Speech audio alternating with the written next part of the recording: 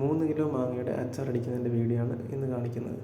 അതിനായി ഉരുളിയിലേക്ക് 1 ലിറ്റർ നല്ലെണ്ണ ഒഴിച്ചു കൊടുക്കുന്നു. അതിൽ കടുക് പൊട്ടിച്ച് ഉലുവയും ഇട്ട് ക്രഷ് ചില്ലിയും റെഡ് ചില്ലിയും ജിഞ്ചർ, ഗാർലിക് എന്നിവയും ചേർത്ത് മിക്സ് ചെയ്ത് ഏകദേശം 30 ഗ്രാം അളവിൽ മഞ്ഞൾപ്പൊടിയും 400 ഗ്രാം അളവിൽ കാശ്മീരി ചില്ലി പൗഡറും ചേർത്ത് സോട്ട് ചെയ്ത് മിക്സ് ചെയ്യുന്നു. അതിലേക്ക് ഏകദേശം ഒരു 50 ഗ്രാം അളവിൽ പിക്കിൾ പൗഡറും ചേർത്ത് കൊടുക്കുക. അതിനുശേഷം 1 ലിറ്ററോളം വെള്ളം ചേർത്ത് അത് നല്ലപോലെ തിളച്ച് അതിലേക്ക് 1 ലിറ്റർ അളവിൽ തന്നെ വിനാഗിരിയും നമ്മൾ ചേർത്ത് കൊടുക്കുന്നു.